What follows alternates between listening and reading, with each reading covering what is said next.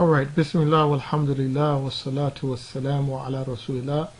My name is Randy Fouse, affectionately known to some of you as Hanif, and welcome to the fourth in a series of foundational classes in Arabic morphology.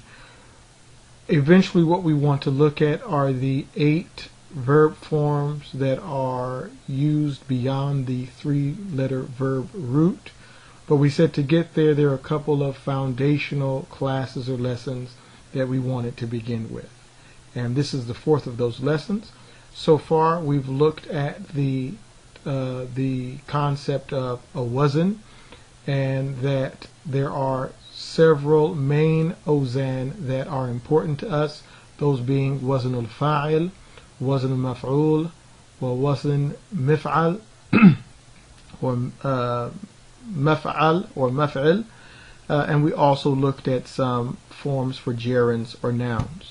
We also said that the root or the base form of verbs, when we talk about them, we talk about them in reference to the 3 letters of the word fi'l or of the verb fa'ala. And we said that we refer to the first letter when we talk about morphological changes. We refer to the first letter of any 3-letter base root verb as the fa'ul fi'l. We refer to the second letter as the ainul fi'l, and we refer to the third letter as the lamul fi'l, and then we talk about any changes to a verb in relationship to those 3 letters. What we want to discuss today, or part of what we want to discuss today, are some of the differences between these terms morphologically and these terms grammatically. So you'll notice here that we have several sentences, and these sentences coincide with some of the words that we've taken in our lessons today, or in our lessons previously, excuse me. So we'll look in the first sentence, and it says al-qatilu fi sijn. Al-qatilu fi sijn. The killer is in jail or in prison. Now what we want to note here is that we said qatil is ala wazni fa'il. What I don't want you to confuse is fa'il morphologically and fa'il grammatically. Those of you who have studied grammar know that in a sentence beginning with a verb, jumla fi'liya, that you have 2 main parts, those being the fi'l and the fa'il. The fa'il here, when we say it grammatically, it just means the doer of the verb in the sentence. This is different from the word ala wazni fa'il. It could be anything in the sentence. We're just saying it's derived from a verb.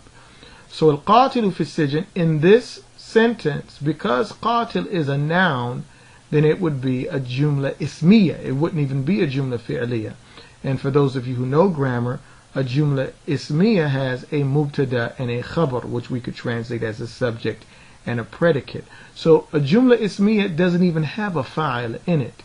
So please note here that it's qatil is a fa'il morphologically, ism fa'il morphologically, but grammatically it's a mubtada, and that has nothing to do with its morphology. Look at the next sentence, ra'aytul qatila fi shari'.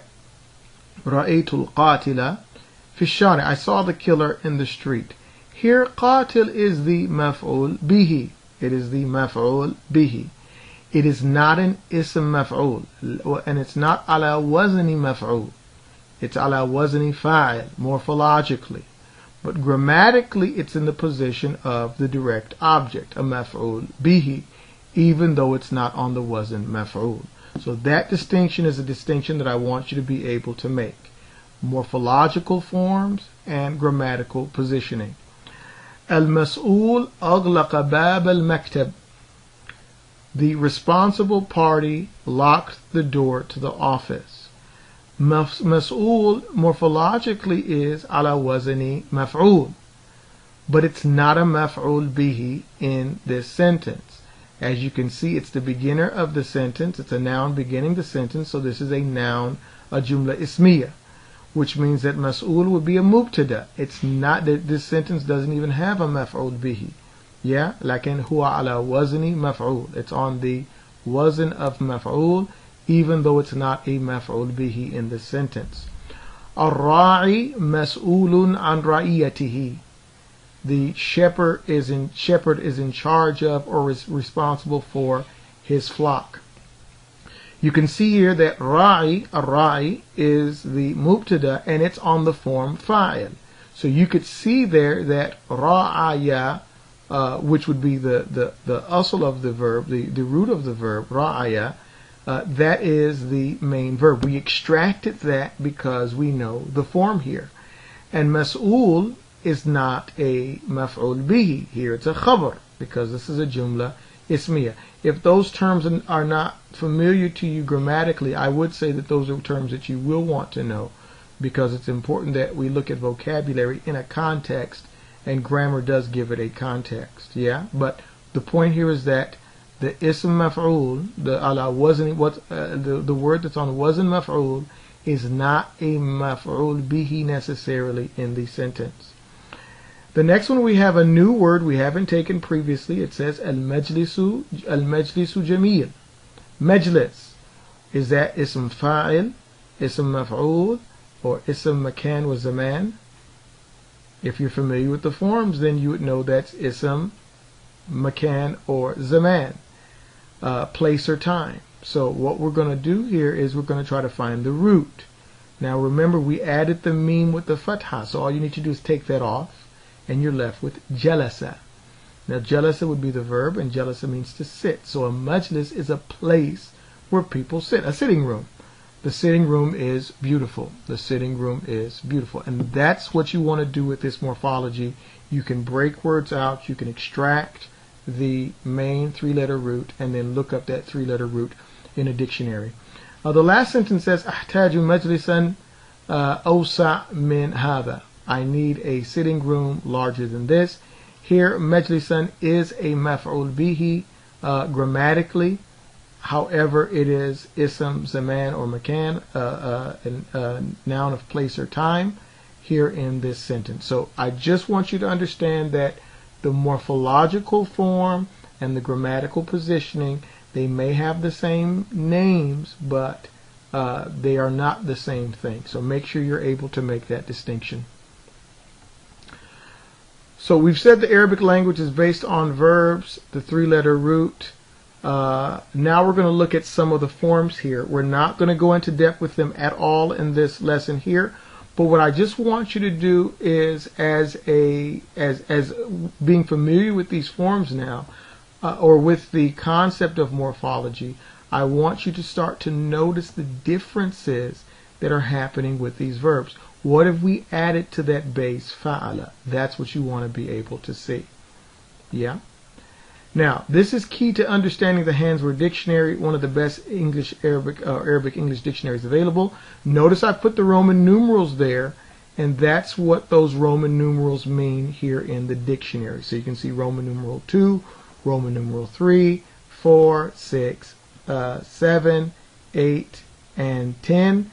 That would mean that you would put ketaba, for example, that being our main three-letter verb here, you would make those changes to it, and those changes are what each of those Roman numerals mean. Again, we're not going to discuss that. I just want to present the idea there to you and let you see it. In these classes, we will be looking at these 9 forms, and we want to explain the following for each.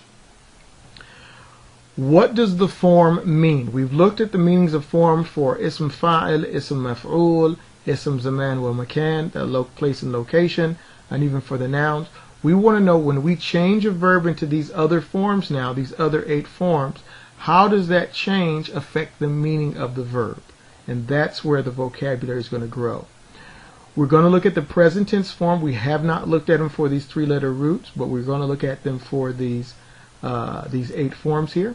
We're also going to look at the ism fa'il for each one, the ism maf'ul, and also the place and time. Now, what you see that I've put place and time here in parentheses, and the reason for that is one of the things that's beautiful about these 8 forms is that the ism maf'ul and the ism zaman and makan, the one for the object wazn, or the object case, and the case of place and time, are exactly the same.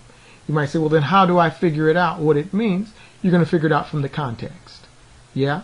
But the ism, the word for place and time and the object form are both the same thing. So that's going to make it a little bit easy and save us some time.